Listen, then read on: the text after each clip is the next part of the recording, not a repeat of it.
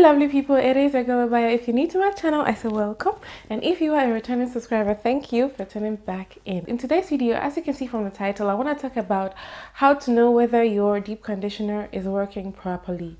Okay, so if you are interested in knowing exactly how to determine whether your deep conditioner is working for you, then stay tuned. But before we dive right into this video, don't forget to hit the subscribe button if you haven't already and turn on the post notifications. Guys, YouTube is just doing some way, somehow. So please, you might wanna unsubscribe and subscribe again. That is if you're already subscribed. Okay, if you're already subscribed to my channel, unsubscribe and quickly hit the subscribe button again. Don't forget to turn it back on, because there's just been some stuff with the way they've been doing their stuff and things are just a little messy right now. So kindly unsubscribe, subscribe again, turn off the post notification and turn it back on again. Then hopefully the thing should be working properly again. So just please do this. All right, if you've been wondering why you're not seeing my videos or things look weird and yada yada yada, just take these steps and everything should function normal again. Also, check me out on Instagram. Okay, now without further ado, let's get right into this video.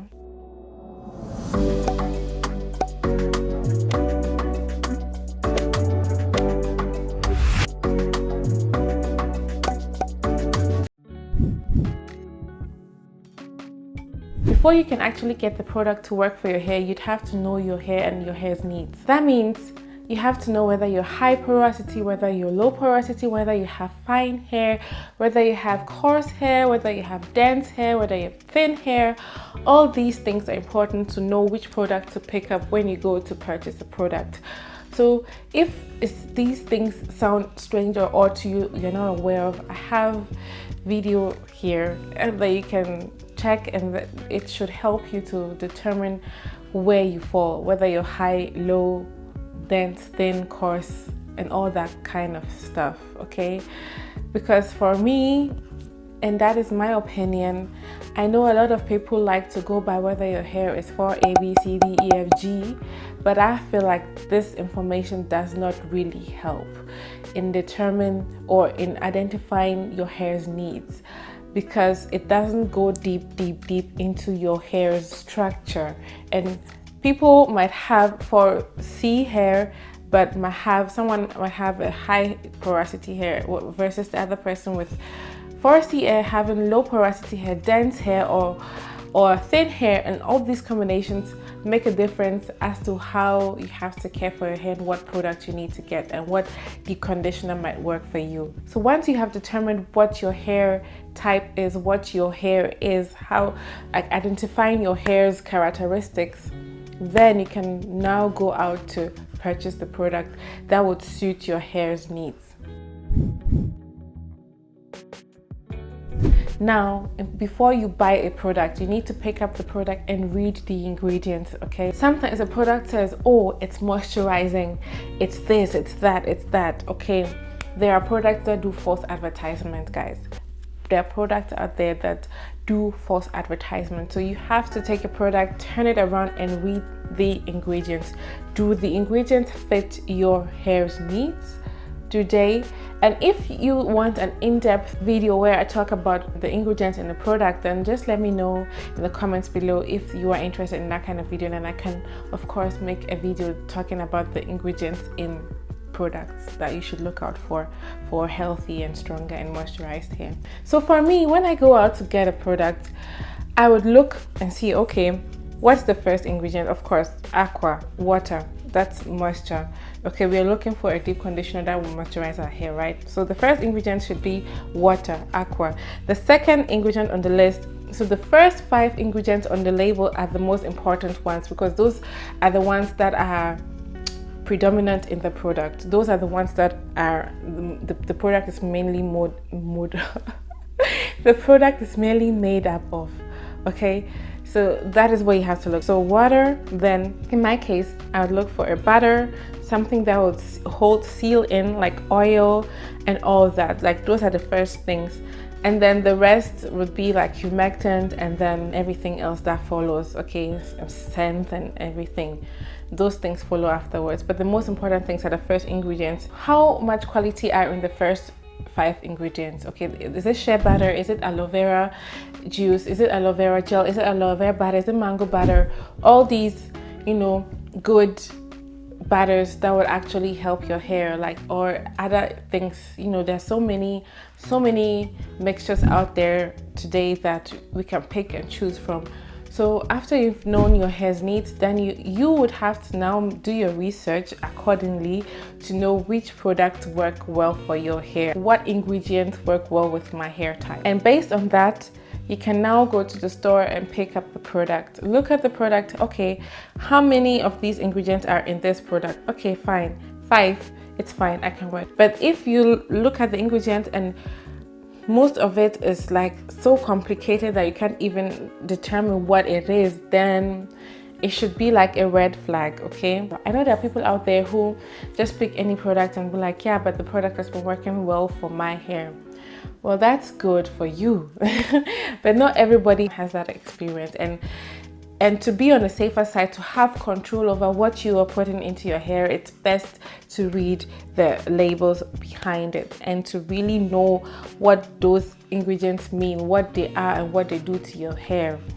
Okay, so that is very, very important, crucial to knowing why my hair, for instance, why your hair is still not moisturized even though you're using a moisturizing deep conditioner. Your hair might not like those ingredients. It is important that when you apply the product that it disappears into your hair. That means that your hair has actually absorbed it. For high porosity hair, this one happen easier because the cuticles are lifted, so the product will find it easier to penetrate. But for low porosity hair, this might be a little bit difficult to achieve since the cuticles are closed tightly. Okay, that means you'd have to apply different methods in order to get the product to penetrate into your hair. It's either you massage the product very well into your hair or you use heat. Heat is the easiest way to lift your cuticles up. So you apply your plastic cap and then you can sit under a hooded dryer if you have one. If you don't have one, like me, sometimes I'll just use my blow dryer and I'll just do a circular motion around my hair and just distribute the heat around my hair for as long as I leave the deep conditioner in. Sometimes I'll do that for 15 minutes so it's warm enough, and then for the other 15 minutes I'll just leave my hair, just walk around and do stuff in my house. Okay, so that's how I do it. There are different ways of applying heat. There are heat caps that you put in the microwave and then you put it on your head. That also works fine. So in that case, make sure that once you take off your cap that you don't really see any white residue on your hair, that your hair looks juicy and that there is no product left or very little product left. That means that the deep conditioner actually penetrated into your hair and it's doing what it's supposed to do. Does it feel like it's quenching the thirst in your hair? If it doesn't, that means that particular deep conditioner is not for your hair type. Then you'd have to switch up to a different one that would make your hair feel more moisturized. Ways to know whether your hair is moisturized is does your hair feel softer after you've applied the product? And soft is very relative. It depends on your hair type, your hair texture. You cannot compare the way your hair feels with a different curl pattern. The softness might feel different, if that makes sense. I don't know how to explain, but I realized with my hair and my daughter's hair, for example, when my hair is soft, it still feels kind of, it's not really soft, like it just has this way it feels, but I still know my hair is moisturized. Whereas when my daughter's hair is soft, it feels also, I know it's moisturized, but it doesn't feel the way my hair feels when it's moisturized. Yeah, so those are the things that you need to know. That's why you need to know your hair. Know, okay, this is how it feels when it's dry and this is how it feels when it's moisturized. Then you can tell whether the product is making your hair moisturized by the way you feel, by the way the hair feels. Paying attention to your hair, that means like once you've applied the product, does it do what it says it would? Does your hair feel moisturized? Does your hair feel softer? Does your hair retain moisture longer? Does it do all these things? That is when you have to really, you have to take that one product. That's why it's important not to mix too many products or try out too many products at a time, so that you can really tell if that one product is actually doing what it's supposed to do. So I'd recommend, if you are trying to find the right product for your hair, don't just go out and purchase a whole bag of products.